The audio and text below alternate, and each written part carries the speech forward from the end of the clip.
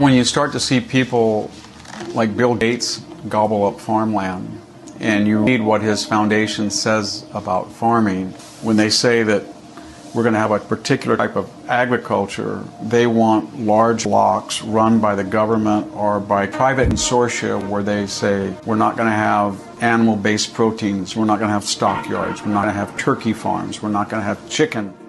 The academic mind always has the answers, but never in the real world. And they do a lot of damage.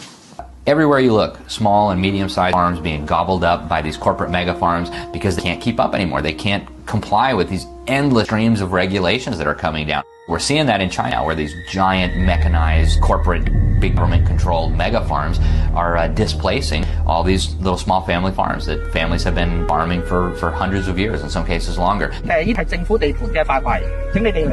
moving all off their little plots of land and moving them into these big, horrific mega cities that they have built. And we're going to see that all over the world with the decimation of small farms. So if they're not bankrupted by economic forces, the government itself will shut them down. Everything is falling apart. There is a shortage of food. Many people do not have enough money to eat every day. Everybody's out here today because they understand that when our government actually expropriates our farmers, we're all next. Not just Holland is now facing these types of regulations, but you can see the attack on farmers all over the world. It's an agenda that is carried out on a global level, that is being pushed through government officials in respective countries. This is precisely how the globalists have managed to take over national parliaments and national governments. 20 countries equal 80% of all the emissions.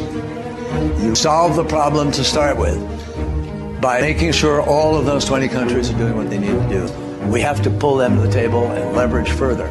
So how do we get there? Well, the lesson I've learned in the last year is money, money, money, money, money. National governments.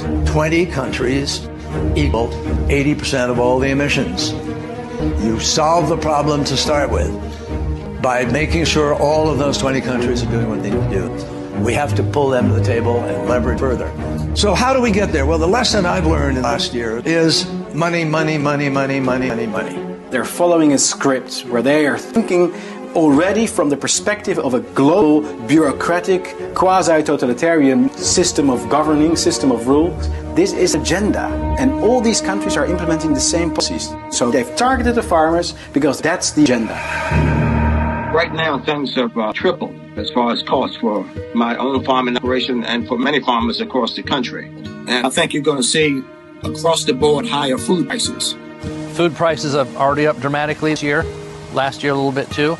And we might see more empty shelves in America. Even the president is promising food shortages in his conversation. So there's no need for this to be happening. The people are the ones that are going to be hurt. Not just farmers, trying to make a living. It's going to be the food supply of this country, which is a staple of our security of our nation, being able to grow the grain and the crops that we do, that not only supplies us, but our allies and other trading partners around the world. We have 8 billion people on the planet now, and that's sustainable if they allow agriculture to continue to be mechanized and genetically altered. And I don't think they understand that if they tamper with that, you're going to have people go hungry.